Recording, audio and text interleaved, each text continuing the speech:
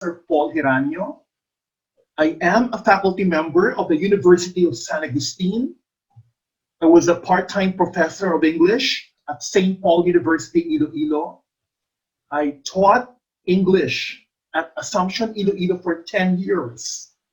I finished my bachelor's degree in secondary education, major in English, at West Visayas State University, College of Education, where I was the editor-in-chief of the college publication. I have a master's degree in education, that's MN, major in English as a second language, or ESL from UP, University of the Philippines. And I'm currently finishing my Juris Doctor degree. It used to be called Bachelor of Laws, right, at the College of Law of the University of San Agustin. I've been teaching English for 18 years and have been a lecturer for 9 years. So let's start. Question number 1. An act enhancing the Philippine basic education system by strengthening its curriculum and increasing the number of years for basic education, appropriating funds therefore and for other purposes. A. Enhanced Basic Education Act of 2013. B. Trifocalization Act. C. National Education Act. D. Kindergarten Education Act of 2012. The correct answer is letter A, Enhanced Basic Education Act of 2013. Or it is also called Republic Act 10533, the Enhanced Basic Education Act of 2013. It is the K-12 law. What are its basic features? Well, the act strengthened the basic education curriculum. It increased the number of years for basic education. Now the total number of years for basic ed is 12 years, right? 6 years elementary, 4 years junior high school, and 2 years senior high school. Republic Act 10533, the Enhanced Basic Education Act of 2013. An act enhancing the Philippine basic education system by strengthening its curriculum and increasing the number of years for basic education, appropriating funds therefore and for other purposes. Enhanced Basic Education Act of 2013. Now let's go to question number 2. Question number 2. Which is not one of the sources a researcher can peruse when he or she explores for a research problem? A. Research literature. B. Personal biography or historical accounts. C. Problems in practice or work-related contexts. D. General reference materials such as dictionaries and encyclopedias. The correct answer is letter D. General reference materials such as dictionaries and encyclopedias. When we do research, we are not encouraged to use general reference materials such as dictionaries and encyclopedias as our main materials. Why? Because these materials are designed for general users, not for in-depth research. Next question, number 3. The ability to think about language objectively and to analyze its phonetic, syntactic, and semantic elements. A. Multiple intelligences. B. Cognitive development. C. Metalinguistic awareness. D. Auditory discrimination. The ability to think about language objectively. The ability to think about something. When you think about something, that is metacognition, right? So the correct answer is letter C, metalinguistic awareness. What is metalinguistic awareness? Well, it is a cognitive process which allows a person to monitor and control his or her use of language. How the person uses a particular language, the sounds of his or her language, that's phonetic. the arrangement of words of his or her language that is syntactic, and the meaning of his language that is semantic, right? The sounds of his language, the arrangement of words of his language or her language, and the meaning of his or her language. Here you see language as a thing, and you evaluate it, its process, its system. That is what we call meta-linguistic awareness. So the ability to think about language objectively and to analyze its phonetic, syntactic, and semantic elements is called meta-linguistic awareness. Now let's go to question number 4.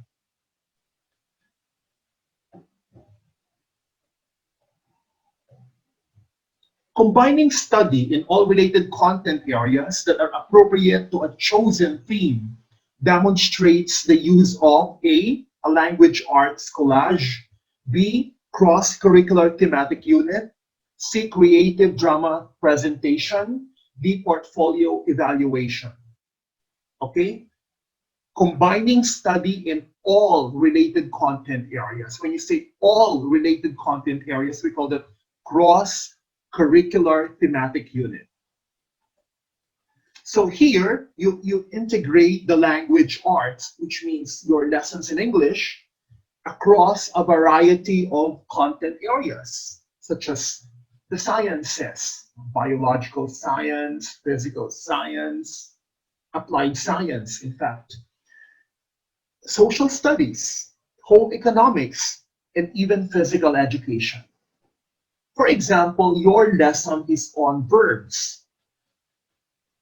The science teacher will think of a science lesson that has something to do with verbs. For example, the act of inventing, the act of doing a lab task, for example. Social studies also. Home economics, verbs, to cook, to chop, to grind. Home economics. Physical education, PE, verbs, to jog, to run, to swim. The question is, what is a thematic unit? It is the organization of a curriculum around a central theme. This central theme binds all subject areas. Okay, for example, this December, our theme is about giving. So you design your lessons in such a way that they are related to giving. So what are the English lessons that are related to the concept of giving? What are the science lessons that are related to the concept of giving? What are the math lessons that are related to the concept of giving? And what are the social studies lessons that are related to the concept of giving? We call this cross-curricular thematic unit. Combining study in all related content areas that are appropriate to a chosen theme demonstrates the use of a cross-curricular thematic unit. Now let's go to question number 5. Listening to classical music, blank one of his preferred leisure activities. A, were, B, are, C, will, D, is. The correct answer is letter D, is. Listening to classical music is one of his preferred leisure activities. Why is? Well, the subject here is listening to classical music. The act of listening, it is a single act. Therefore, the subject is singular. A singular subject requires a singular verb, right? So, is. Listening to classical music is one of his preferred leisure activities. Now, let's go to question number 6. An example of a word formation process that changes kindergarten to kinder and air conditioning to aircon is known as A, coining, B, compounding, C, blending, D, clipping. The correct answer is letter D, clipping. What is clipping? Clipping is the word formation process in which a word is reduced or shortened without changing the meaning of the word. To clip is to reduce, to cut, right? So from air conditioning to aircon, from kindergarten to kinder. More examples, we have advertisement, advert, or ad, examination, exam, gasoline, gas, gymnasium, gym, influenza, flu. But clipped words sound informal. So in formal English, in written formal English, we still prefer to use the long version, the original word, not the clip word. So instead of advert or ad, in formal written English, we use advertisement. Okay? What is compounding? Compounding is when you combine two words to create a new word. For example, sun plus glasses, sunglasses. We have sunglasses. We form a new word, which is sunglasses. Coining. New words are coined or invented from existing material. Coining is the invention of new words. For example, newbie, or scene zone, or Google. When I was studying, probably 20 or 30 years ago, when I was a high school student or elementary student, we didn't have the words newbie, or scene zone, or Google. So these words are formed using the process called coining. How about blending? Joining two words by taking parts of two words. Blending. Joining two words by taking parts of two words. For example, we have the words breakfast and lunch. You get the BR of breakfast and you get the UNCH or unch of lunch. So we have brunch, right? That is blending. Smoke and fog, we have smog. Urine plus urine, actually it's pronounced urine. Urine and analysis, we have urinalysis. So we call this blending. So compounding, coining, blending, and clipping are word formation processes. Now let's go to number 7.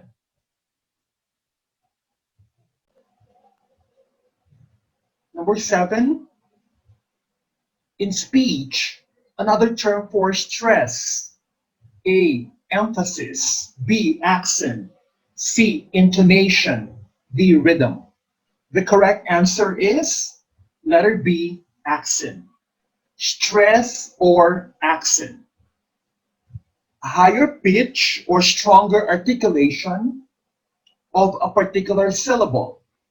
For example, in the word ancestor, the first syllable is accented. Ancestor. We don't say ancestor or ancestor. It's ancestor. In the word pandemic, the second syllable is accented or stressed. So we say pandemic. We don't say pandemic or pandemic. It's pandemic. And in the word vaporizer, the third syllable is accented or stressed. Vaporizer. So ancestor, pandemic, vaporizer.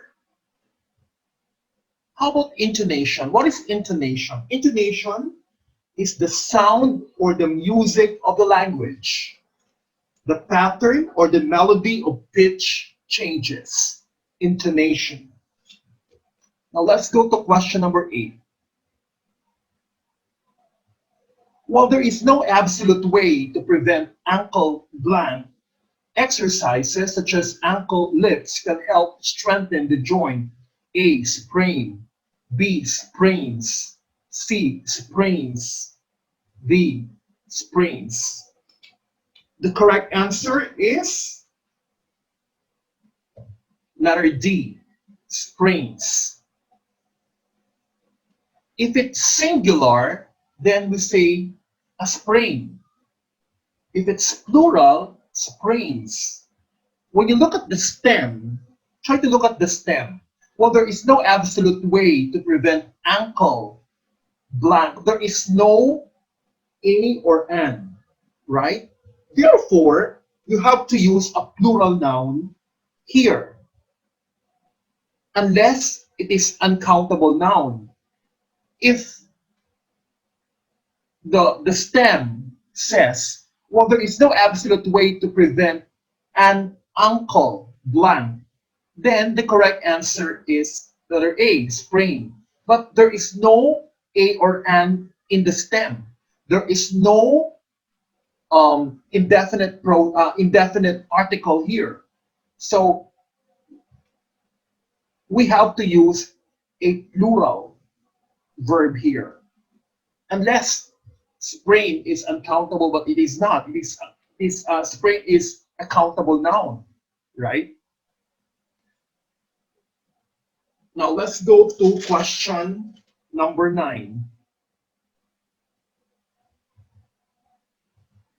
Citizen journalism is the practice of A, preparing stories that will help citizens vote in elections. B, publishing only those stories that are of interest to politically active citizens. C, collaborating with nonprofit organizations to prepare news stories. D, inviting readers and viewers to participate in the creation of news content. Okay, the correct answer is letter D, inviting readers and viewers to participate in the creation of news content. We call it citizen journalism. This is when an ordinary person disseminates information using social media, blogs, and websites. For example, there's a flood in your area and you took a picture of it and post it on Facebook. That is citizen journalism, right? Because you inform others and you are not a professional journalist. You are an ordinary citizen, but you inform others through social media. So we call that citizen journalism. Another term for citizen journalism is participatory journalism. Sometimes it is also called collaborative media or street journalism. So citizen journalism is the practice of inviting readers and viewers to participate in the creation of news content. Question number 10. Larry, as your boss, I must say it has been very interesting working with you, Ms. Valdez said. However, it seems that our company's needs and your performance style are not well matched. Therefore, it makes me very sad to have to ask you to resign your position effective today. What was Ms. Valdez telling Larry? A, she would feel very bad if he decided to quit. B, he was being fired. C, he was getting a raise in pay. D, she really enjoyed having him in the office. The correct answer is letter B, he was being fired. Pinapaalis sa trabaho. Right?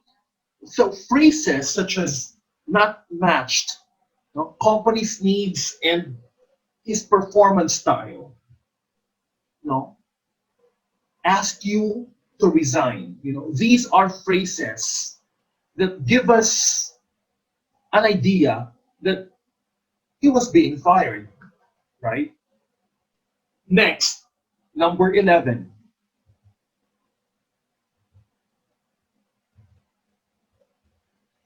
They are speech sounds made simply by shaping the oral cavity to give the sound a particular color or timbre. A, vowels.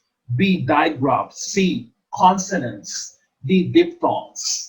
Again, they are speech sounds made simply by shaping the oral cavity to give the sound a particular color or timbre. The correct answer is letter A, vowels. Vowels, we have the A, the E, the I, the O, and the U. We say A, E, O, U, right? These are vowels. Sounds produced without any stricture in the vocal tree. What are digraphs? Digraphs, two letters that make one sound. For example, the letters W and H in the word who, they only have one sound, right? We call them digraphs. Diphthongs, sound produced by the combination of two vowels in a single syllable. The sound oi, the sound ow in ouch, OU, right? The combination of the vowels O and U in the word ouch. We call it a diphthong. Next, question number 12. Less important characters in a work of literature are known as A, temporary characters, B, sub-characters, C, minor characters, D, mini characters. The correct answer is letter C, minor characters. These are the other characters in a story. They are not as important as the major characters, but still they play a large part in the story. So who are the minor characters in Shakespeare's Romeo and Juliet? Of course, the major characters are Romeo and Juliet, but who are the minor characters? Well, we have Lord and Lady Montague, Romeo's parents. We have Benvolio, Romeo's cousins, who loves Romeo very much. We also have Paris, who wishes to marry Juliet and appears to like her. So Lord and Lady Capulet, Lord and Lady Montague, Benvolio, and Paris are minor characters in Shakespeare's Romeo and Juliet. They are not as important as the major characters, but still they play a large part in the story. We call them minor characters. Now let's go to question number 13. Lila bought coffee for Isabella and A, mine, B, me, C, I, D, both me and I are correct. We don't say for I, but instead we say for me. We need an object pronoun here, right? Because it functions as an OP or object of the preposition. The preposition here is for me, right? For him, we don't say for he. For them, we don't say for they. For us, we don't say for we, right?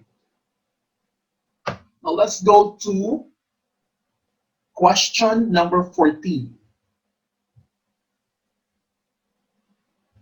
Which of these terms refers to the study of speech process? A, phonology, B, phonetics substances, C, phonetics, D, semantics. Which of these terms refers to the study of the speech process? The correct answer is phonetics, letter C. Phonetics is the study of the speech sounds, the production of speech sounds, and the speech process. Phonology, on the other hand, studies different patterns of sounds in different languages. So in other words, phonetics belongs to descriptive linguistics, while phonology belongs to theoretical linguistics. Semantics is concerned with meaning. It has nothing to do with the sound of the language, but the meaning of the language. So the correct answer is phonetics. It refers to the study of the speech process. Number 15. Reading can involve each of the following actions, except which of the following? A. Translation of visual symbols into auditory ones. B. Interpreting visual media, such as photographs and diagrams. C. The visual perception of symbols and connection of meaning to those symbols. D. The interpretation of written symbols. Reading, again, can involve each of the following actions, except letter B. Interpreting visual media such as photographs and diagrams. Visual media interpretation, visual media, photographs, paintings, they have nothing to do with reading, right? Reading is the decoding of words, of written symbols. The visual media are not written symbols, right? A photograph is not a written symbol. A painting is not a written symbol. So reading can involve each of the following actions, except interpreting visual media such as photographs and diagrams. The rest are all related to reading, translation of visual symbols into auditory ones, the visual perception of symbols and connection of meaning, the interpretation of written symbols. Now let's go to question number 16. In classical mythology, when you say classical mythology, it is the mythology of Greece and Rome, no? The classical culture, Rome and Greece. In classical mythology, who created horses? A. Zeus, B. Cronus, C. Poseidon, D. Gaia. The correct answer is letter C, Poseidon. Poseidon is the god of horses. He introduced the first horses to Greece at about the 2nd century BCE. Zeus is the king of the ancient Greek gods. Cronus was the king of the Titans. Cronus was the father of Zeus. And Gaia is the goddess of the earth. So in classical mythology, who created horses? Poseidon, the god of horses. Number 17, substituting different sounds for the first sound of a familiar song, just like the example below, can help in developing. So this is the familiar song. I'll give you time to go over it.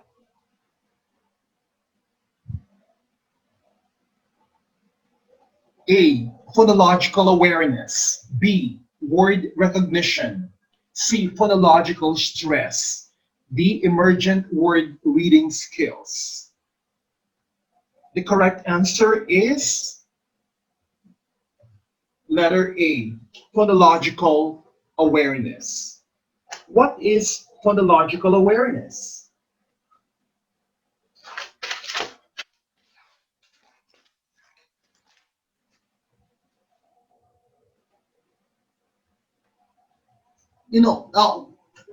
Phonological awareness means when you remember the sounds, when you attend to them, when you discriminate different sounds. In other words, when you manipulate sounds, that is phonological awareness. You are aware and you know the sounds of the language. That's why you can manipulate these sounds. In the example here, there is manipulation of sounds, right? So we call this process phonological awareness, substituting different sounds for the first sound of a familiar song, just like the example below, can help in developing phonological awareness. Now let's go to question number 18.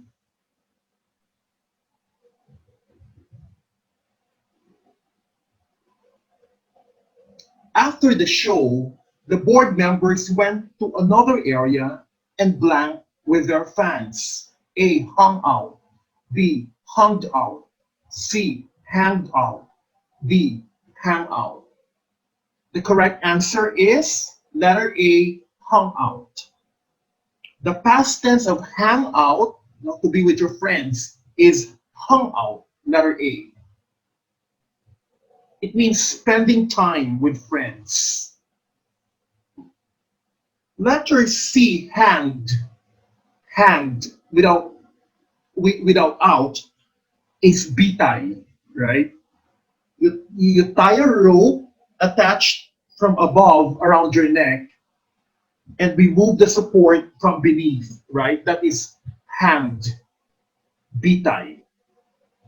So after the show, the board members went to another area and hung out, letter A, with their fans.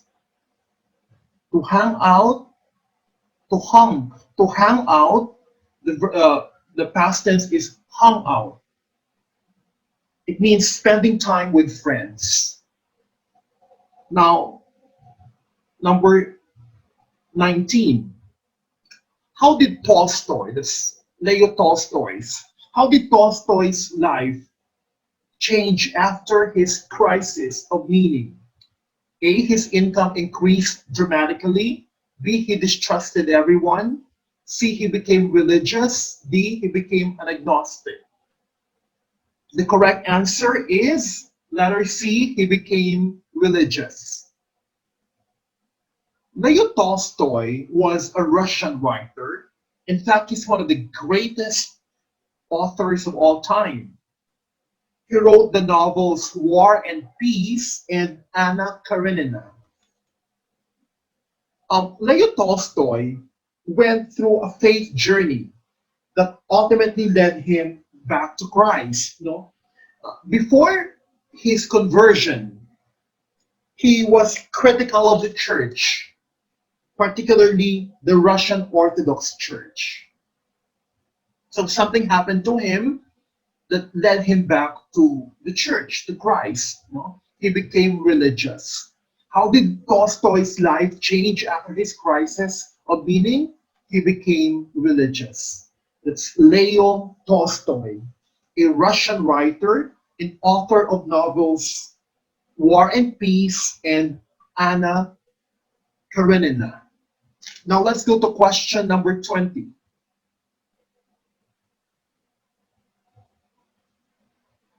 Which of the following is a complete sentence? A, come. B, and she knows the answer. C, as soon as we arrived. D, watches for her husband and brothers. The correct answer here is letter A, come. Come is a complete sentence. Remember, we have four kinds of sentences. We have declarative sentences, we have exclamatory sentences, we have interrogative sentences, and we have imperative sentences. Imperative sentences give instructions and express a command.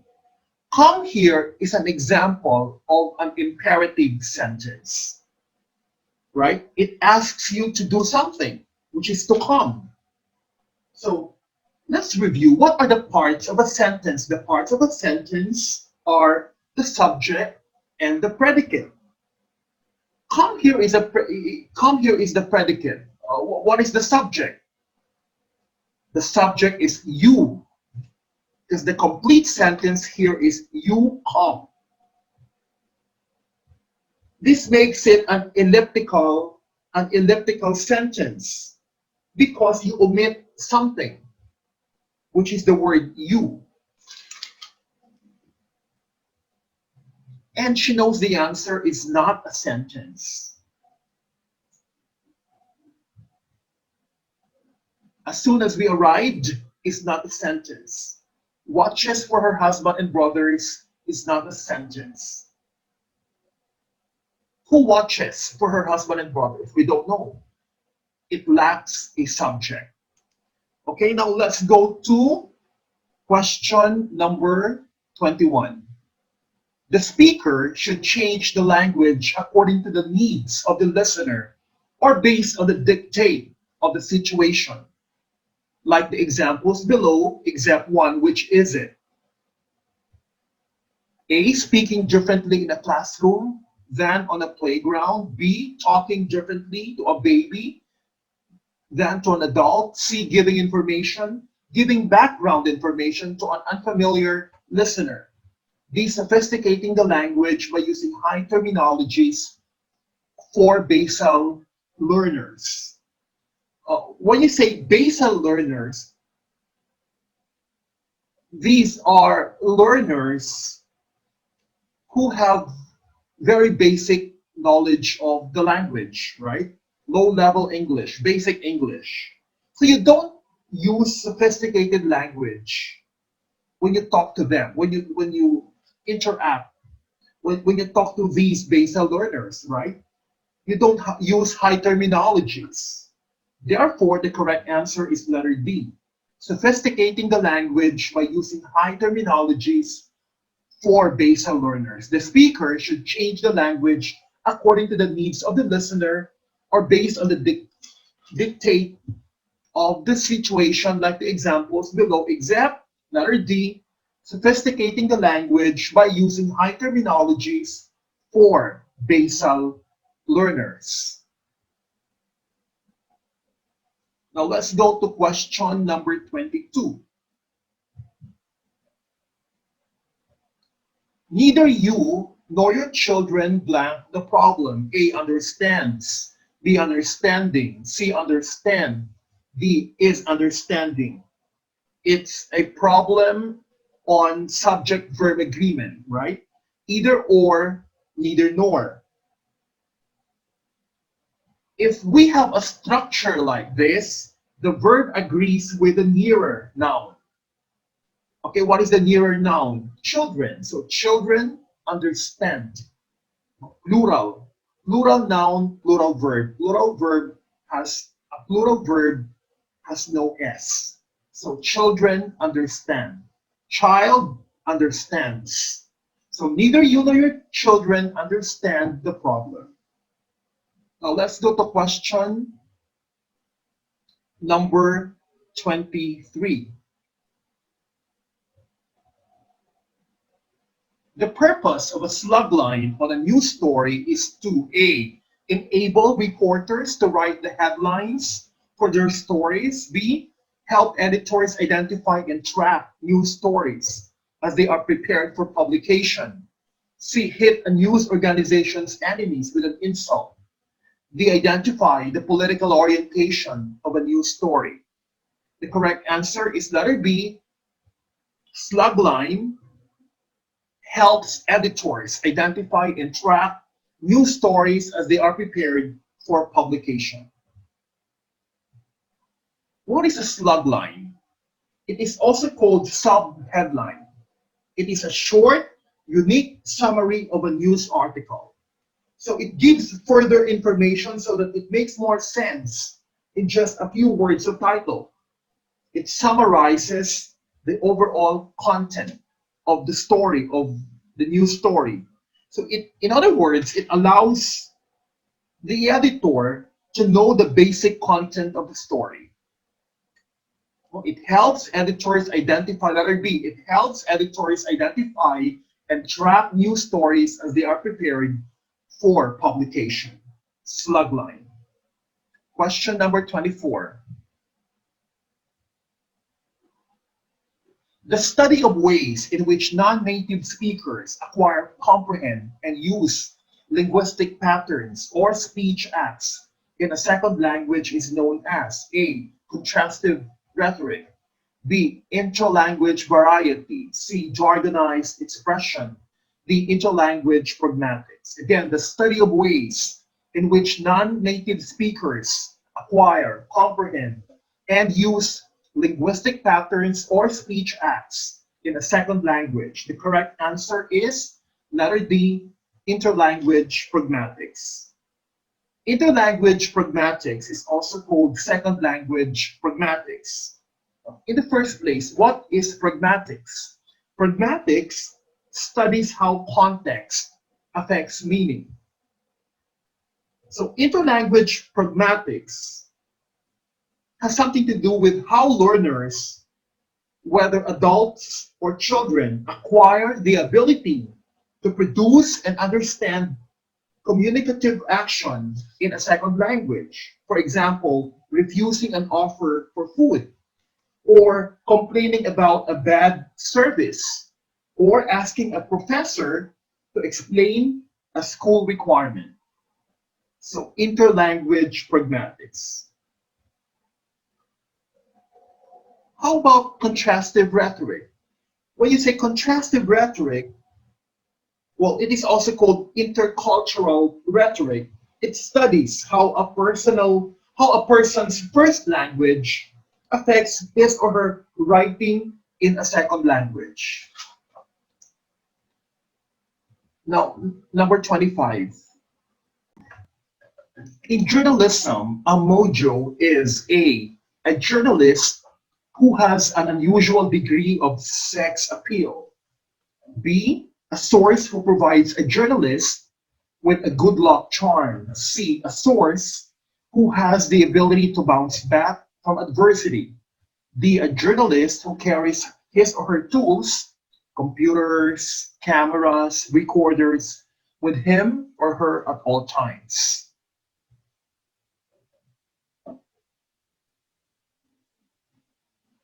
Okay, the correct answer is letter D, journalist who carries his or her tools, computers, cameras, recorders with him or her at all times. We call that a mojo. Actually, the term mojo is a blending of the words mobile journalism. Mobile journalism, here, the journalist is always on the go, right? It is an emerging form of new media storytelling where reporters use portable electronic devices with network connectivity to gather, edit, and distribute news from his or her community. We call it mojo or mobile journalism. Now let's go to number 26. A semantic study of Philippine English shares how unique meanings are in contrast to its standard counterpart. An example is the term room for someone who stays in a dormitory or shared room of a boarding house without meals provided. Is known as A, bed pal, B, bed spacer, C, roommate, D, transient.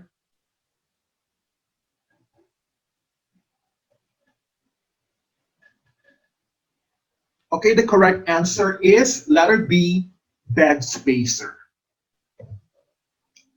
What is a bed space? A bed space means a bit more than just a shared accommodation. There could be 4 or 5 in a room where there is just enough space for one to sleep. A nail or two on the wall to hang clothes on, and your bags and other items go under the bed. Shoes are kept outside the room, right? We call that bed space. And the person is is a bed spacer. Now, question number 26. Number 27, rather. Stylistics is A, literature plus grammar, B, linguistic analysis plus literary criticism, C, first language plus second language, D, language form plus language function.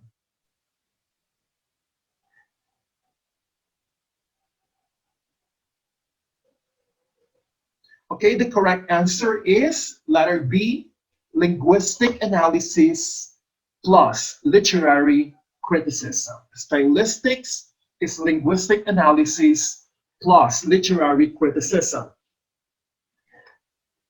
Stylistics is when is concerned with analyzing the language of literature using linguistic theories and concepts. So what is the difference between linguistics and stylistics? Linguistics studies language form, while stylistics studies language style. Form and style. Language form and language style. Language form, linguistics. Language style, stylistics. Next, number 28. Eminent educators have observed that those who are qualified for the jobs are becoming A, scarcest, B, more scarce, C, scaring, D, scarcier.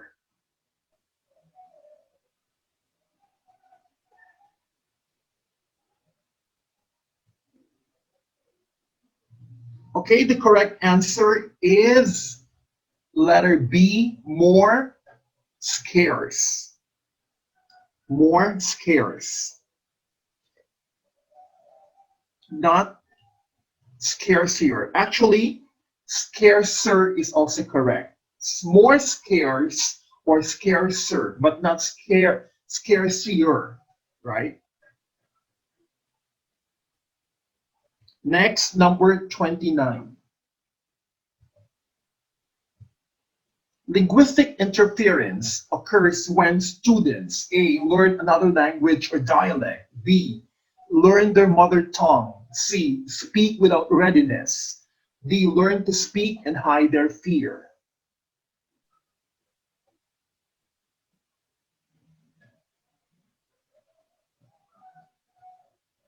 Okay, the correct answer is letter A, learn another language or dialect.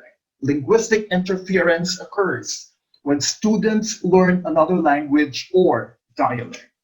What is linguistic interference? It is how your first language affects your second language. For example, in my case, my L1 or my first language is Hiligaynon, right? So when I speak Filipino or Tagalog, how does Hiligaynon affect my Filipino? Well, through my intonation, right? That's why Ilonggos speaking Tagalog or Filipino, well, people can really identify, that you are from Iloilo, right? So that's linguistic interference. Your first language affects your second language. Now, number 30.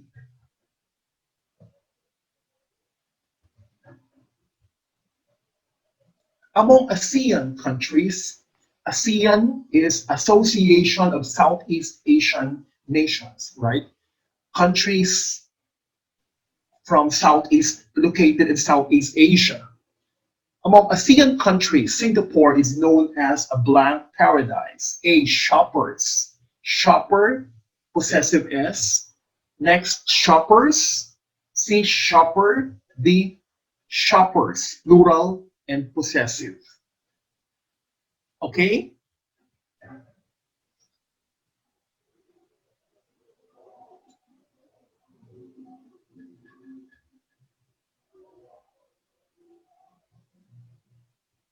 Okay, the correct answer is letter A, shoppers paradise. Okay? When you look at the net, okay, it's always shopper plus possessive S, right? Shopper's paradise. By the way, possessive case is also called the genitive case, right? Now let's go to number 31.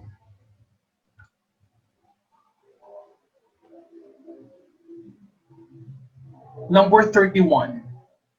When writing a cover letter, you should begin by A, composing a clever opening, B, identifying several positions you are interested in, C, explaining that you are applying for a job, D, telling them how much you love the company's products.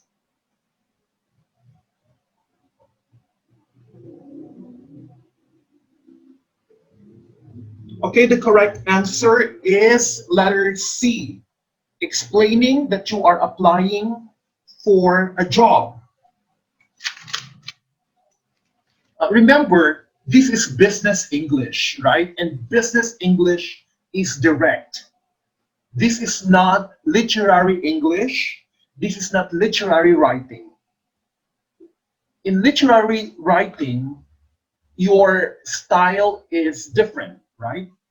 Business English is more formal and more direct, while literary writing is stylized. So when writing a cover letter, you should begin by explaining directly that you are applying for a job. Next, number 32.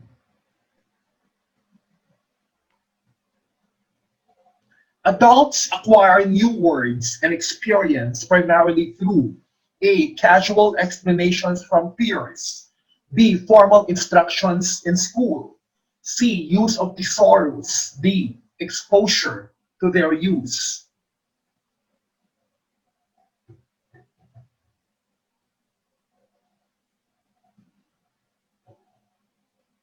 Okay, the correct answer is letter D. Exposure to their use. Adults acquire new words and experience primarily through exposure to their use. That's how we learn English primarily, right? Exposure to their use, to the use of the words, right? Exposure to the use of the language.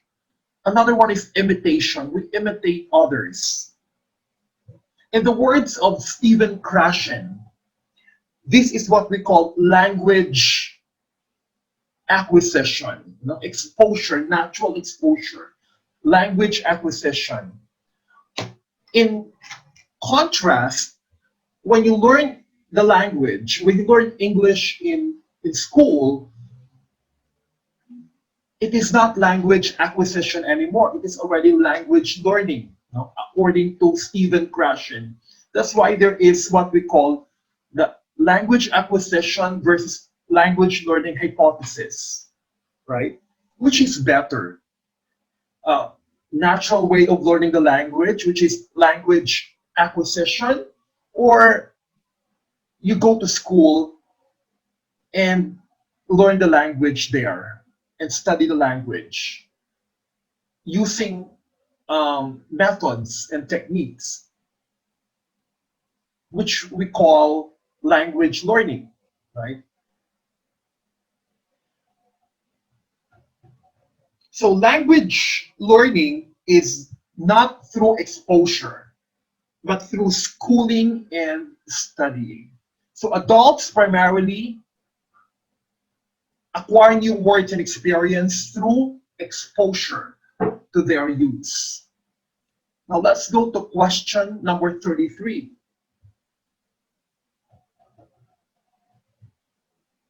Learning for empowerment and better self-image is an example of A. Genuine motivation. B. Intrinsic motivation. C. Extrinsic motivation. D. Temporary motivation.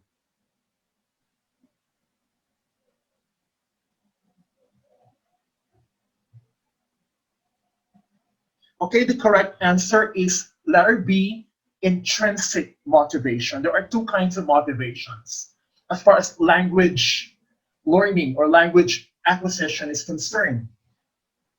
Extrinsic and intrinsic. Why? What is the reason why someone is learning a particular language? What is his or her motivation? When you say intrinsic motivation in learning a language, it's inside, right? It comes inside. Why are you learning a particular language?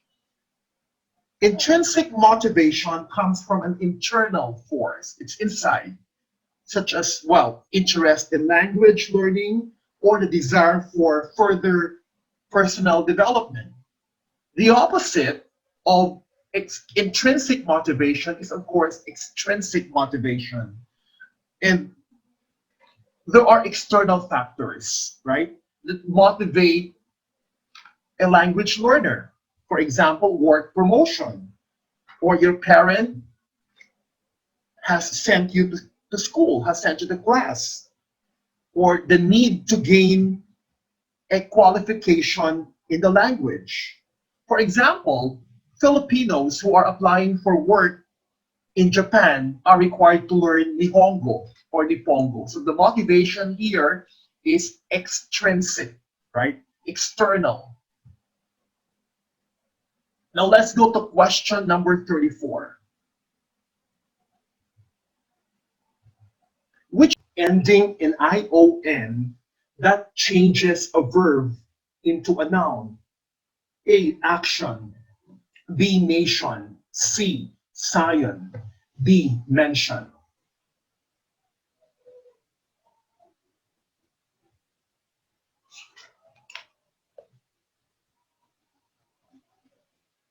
Okay, the correct answer is letter A, action, which is an example of a bound morpheme ending in ION that changes a verb into a noun, action.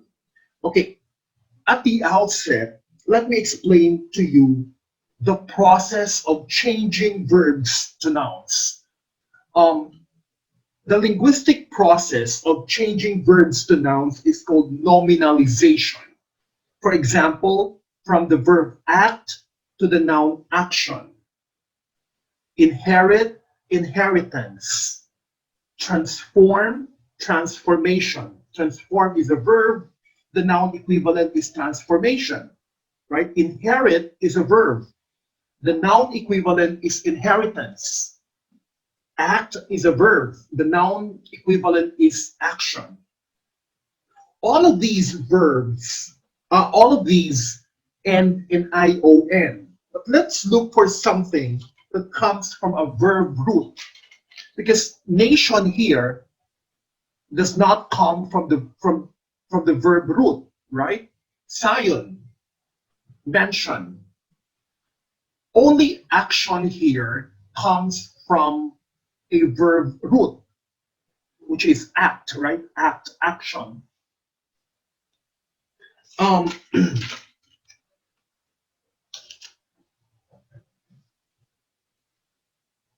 Let's see if it is a bound morpheme. What is a morpheme? A morpheme is the smallest meaningful unit in a language.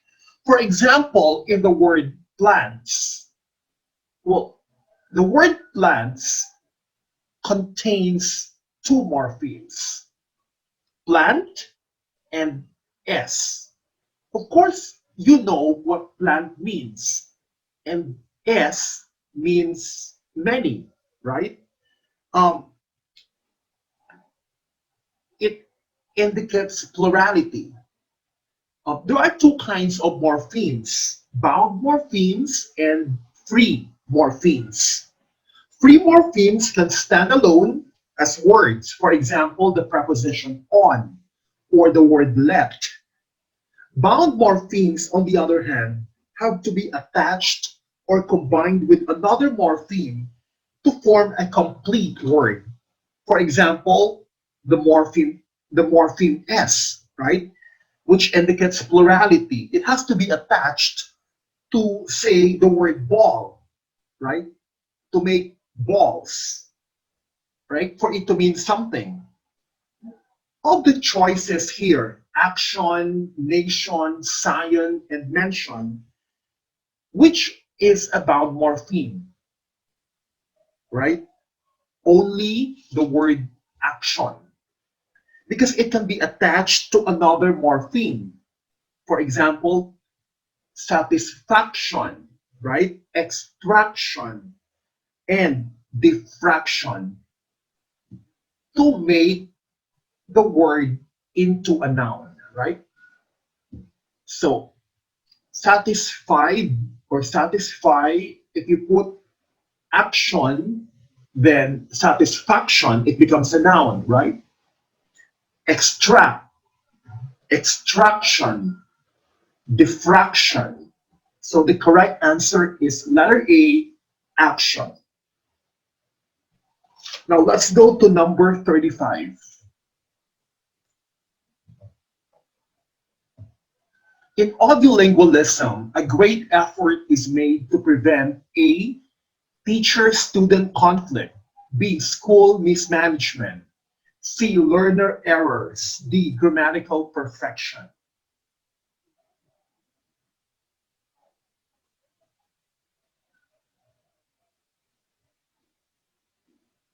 Okay, the correct answer is letter C, learner errors. In audiolingualism, a great effort is made to prevent learner errors. Well, audiolingualism is a method of language teaching inspired by, of course, behaviorism. It is based around the repetition of correct sentences. Remember, correct sentences. So, as much as possible, learner errors are discouraged. Um, if if a learner commits a grammatical or a linguistic error, then he or she has to be corrected right away, right? Error in audiolingualism, errors have to be prevented because if errors are not corrected, they become habits. So in audiolingualism, a great effort is made to prevent learner errors. Next, number 36.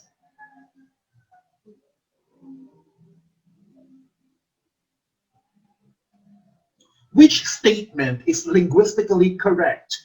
A, of the areas that produce lanzones, the Camigan Island is sweeter. B, of the areas that produce lanzones, the Camigan Island is the sweetest.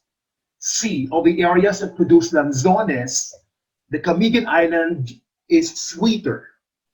D, of the areas that produce lanzones, the Camigan Island is the sweeter.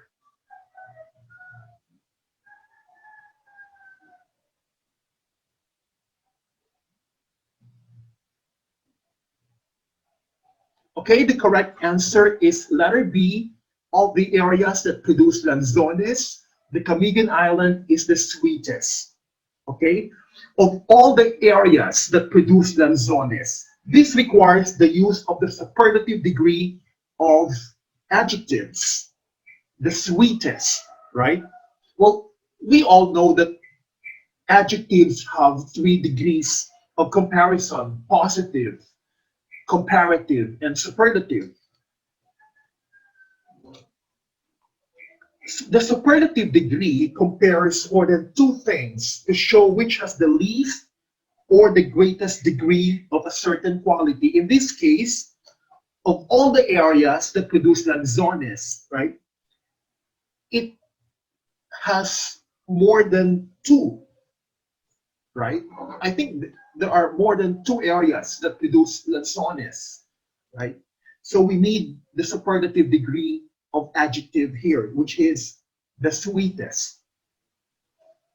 So the correct answer is letter B. Of the areas that produce lanzones, the Camigan Island is the sweetest.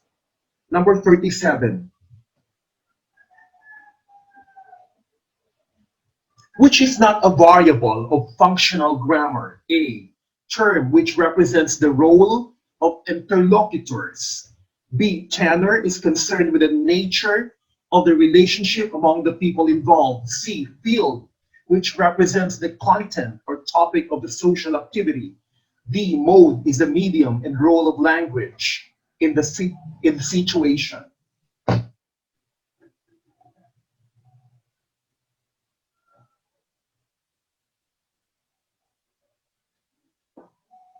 Okay, the correct answer is letter A, term, which represents the role of the interlocutors.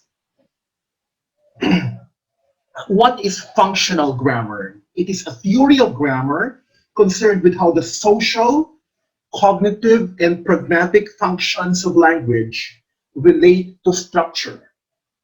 It is based on the relation between the structure of a language and the various functions that the language performs. And functional grammar has only 3 variables, and these are tenor, field, And mode, term, letter A, choice A, has something to do with the concept of term, right? Term is not one of the variables of functional grammar. So that is the correct answer. Which is not a variable of functional grammar? The correct answer is letter A, term, which represents the role of interlocutors.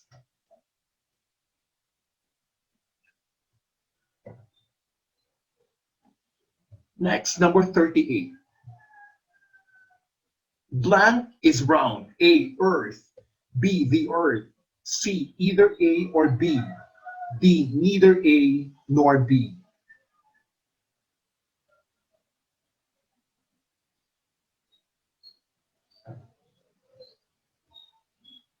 Okay, the correct answer is letter B, the earth.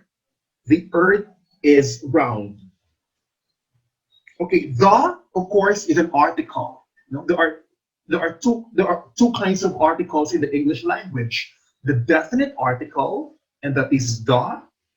Well, we only have one definite article, and that is the word the, and the indefinite articles a and an. In other words, the English language has only three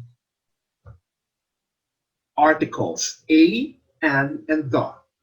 The is a definite article, a and an are the indefinite articles. So the definite article, the, is used for things that are unique or are considered to be unique. For example, the earth, the moon, the sun. So here, the earth is round. Letter B. Now let's go to number 39.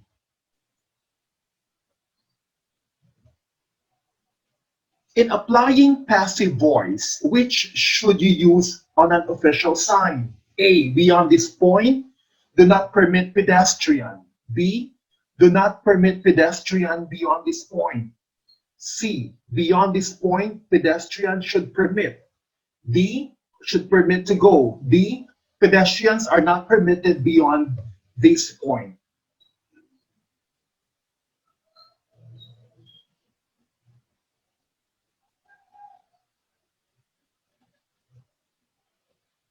Okay, the correct answer is letter D. Pedestrians are not permitted beyond this point. So we have the active voice and we have the passive voice. In the active voice, the subject is the doer of the action. On the other hand, in the passive voice, the subject is the receiver of the action. It does not do anything. It only receives the action.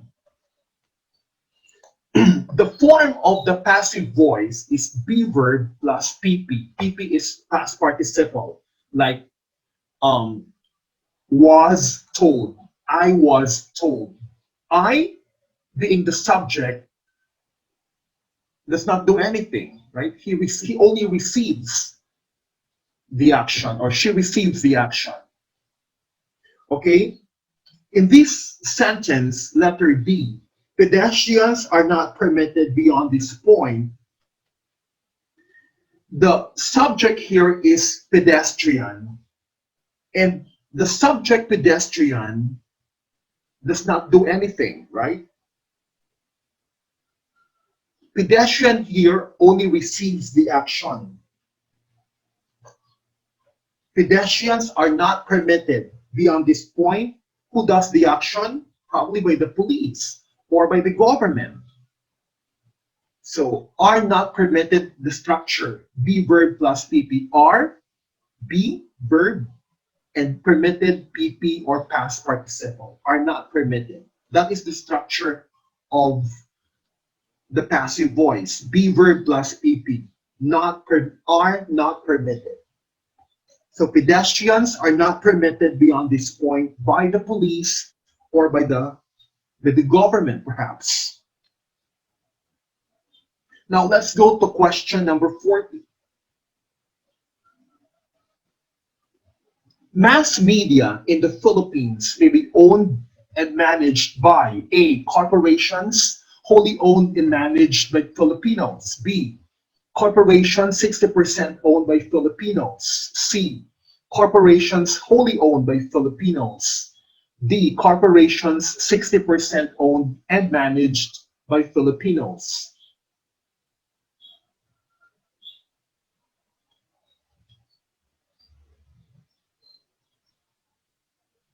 Okay, the correct answer is letter A, corporations wholly owned and managed by Filipinos. Mass media in the Philippines will be owned and managed by corporations wholly owned and managed by Filipinos. This is a journalism question. Well, the 1987 Constitution, specifically Article 16, Section 11 provides the ownership and management of mass media shall be limited to citizens of the Philippines or to corporations, cooperatives, or associations wholly owned and managed by such citizens. In other words, the law says, the Constitution of the Republic of the Philippines says, foreigners and foreign corporations cannot own a TV station in the Philippines, a radio station in the Philippines, or a newspaper outfit in the Philippines. The mass media company is, the mass media industry rather, is only for Filipinos and Filipino corporations to own. Foreigners cannot own a mass media company in the Philippines. Next, number 41.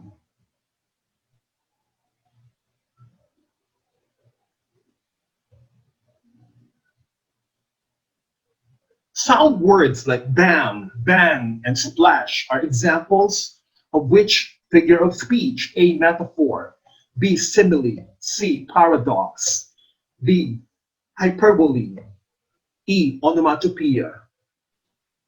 Okay, the correct answer is letter E. Onomatopoeia.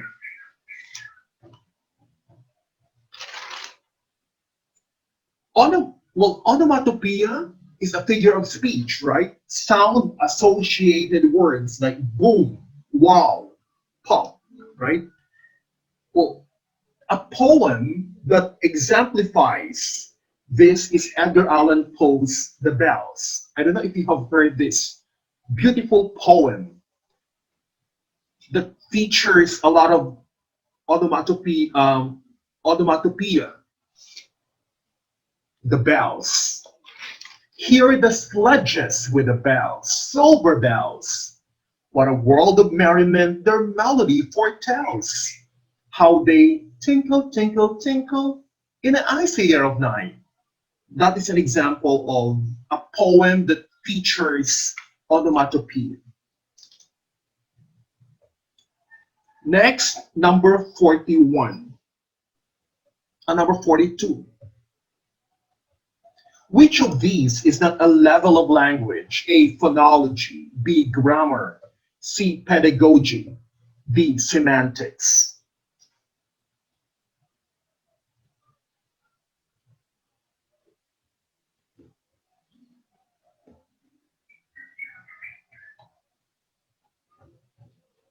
Okay, the correct answer is letter C, pedagogy. Which of these is not a level of language? Pedagogy. Phonology is language related. Grammar, of course, and semantics. Pedagogy is the method and practice of teaching and has nothing to do with language, right? It's more on the process, the method and practice of teaching. Now, number 43.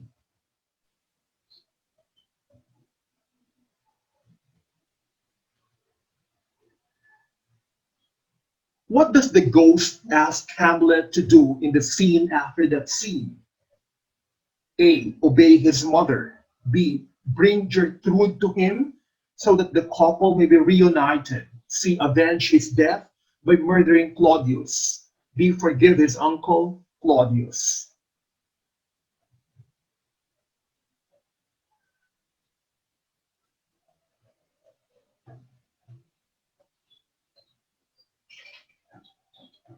Okay, the correct answer is letter C. Avenge his death by murdering Claudius. Hamlet is a tragedy by William Shakespeare. Well, the ghost of the King of Denmark tells his son Hamlet to avenge his murder by killing the new king, his uncle. Hamlet feigns madness, contemplates life and death, and seeks revenge.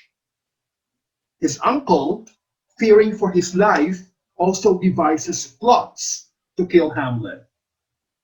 The play ends with a duel during which the king, the queen, Hamlet's opponent, and Hamlet himself are all killed. That is the story, that is the tragedy of Shakespeare entitled Hamlet. Now let's go to number 44. Some people feel that his blank to the president was unnecessary. A. Delusion. B. Convulsion. C. Allusion. D. Illusion.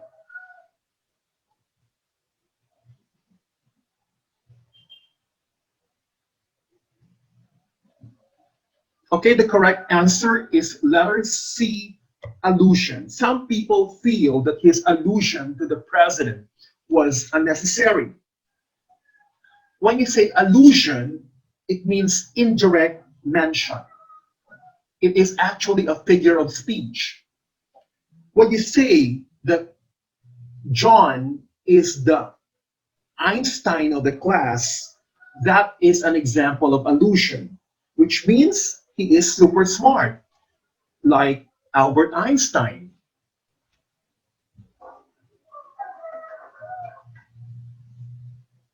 Now let's go to question number 45. Roniel and Carl, who blanked a restaurant in Manila, are now the youngest partner entrepreneurs. A. Run. B. Has runs. C. Runs. D. Have run.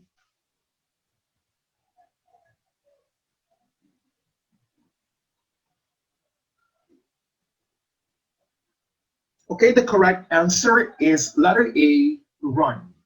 Roniel and Carl, who run a restaurant in Manila, are now the youngest partner entrepreneurs.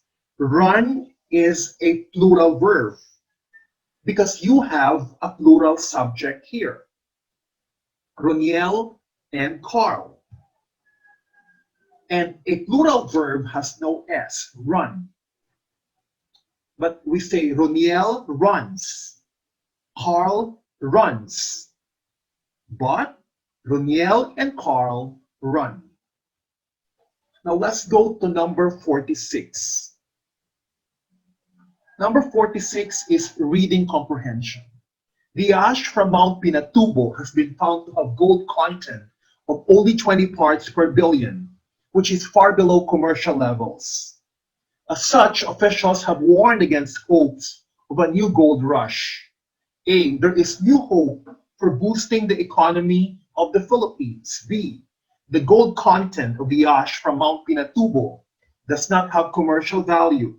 C. There is a possibility of existing gold mines beneath Mount Pinatubo.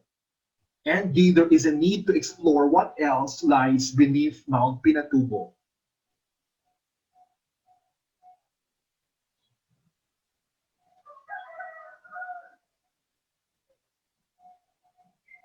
Okay, the correct answer is letter B. The gold content of the ash from Mount Pinatubo does not have commercial value.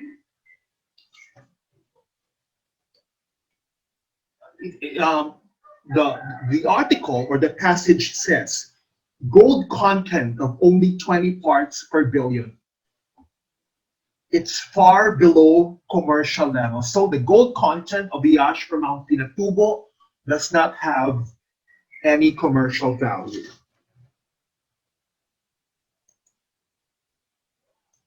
Okay, number 47. What do you call the ability of the listener to understand the speaker's intention? A, intelligibility. B, interpretability. C, acceptability. D, comprehensibility.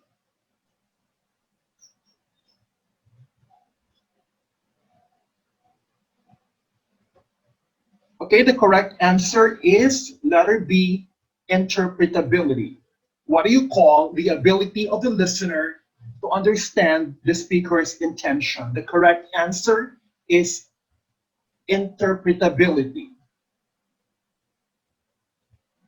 In 1992, Larry Smith defined interpretability as the listener's understanding of the speaker's intention. Actually, Cutthroat and Smith outlined the three layers of understanding. So the three layers of understanding are intelligibility, comprehensibility, and interpretability. Let's discuss them one by one. What is intelligibility? Intelligible, right? Intelligibility is the recognition of the words or another sentence level element of an utterance. When the other person says, I am happy, of course you know all these words. I, then am, and happy, right? You know the words here, and you recognize that the grammar is okay. This is intelligibility. How do you test intelligibility? Well, the ability to repeat the utterance and the ability to write the utterance. So now let's go to comprehensibility. Comprehensibility is you know the meaning attached to a word or utterance. When you hear the word please, you know that that is a request and you know that that is polite. That is comprehensibility. So what are the tests of comprehensibility? The ability to paraphrase and the ability to answer basic questions about the utterance. Now let's go to interpretability. It means you know the intention of the speaker, you know the purpose of the speaker, you know what was going on in his mind when he uttered that particular speech speech act, right? In other words, you know what he means. Of the three, interpretability is the most complex because it involves context, you know, the situation around a particular speech communication. And context sometimes or most of the time involves culture.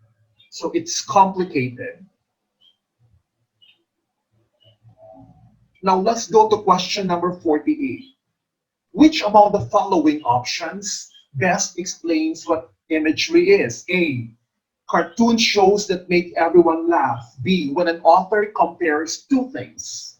C, the author sends mental images in the reader's mind using words. And D, expressive pictures hanging on the wall.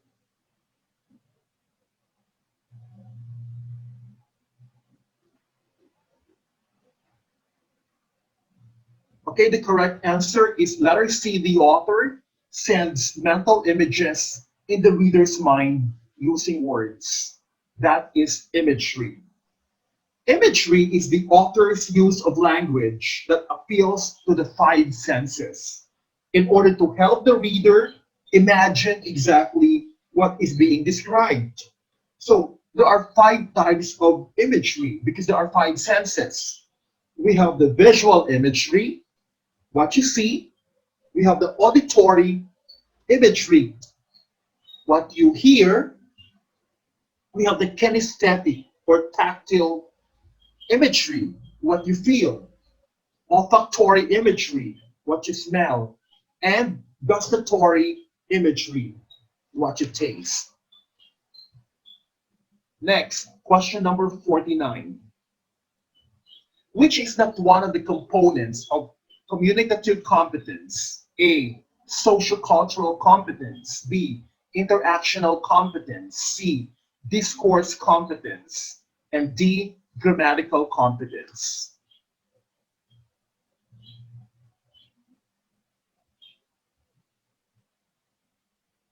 Okay, the correct answer is letter B, interactional competence, which is not one of the components of communicative competence. Letter B, interactional competence. Communicative competence was a concept by Del Hines in 1966 in reaction to Noam Chomsky's notion of linguistic competence, 1965. There are four components of communicative competence. We have linguistic competence, strategic competence, social linguistic competence, and discourse competence. Interactional competence, option B, is not included. Okay, and let's go to the last number, number 50. Where did all mighty Norse warriors hope to go after death? This is Norse mythology. A, heaven. B, Valhalla. C, purgatory. D, Elysium. Again, where did all mighty Norse warriors hope to go after death? A, heaven. B, Valhalla. C, purgatory. D, Elysium.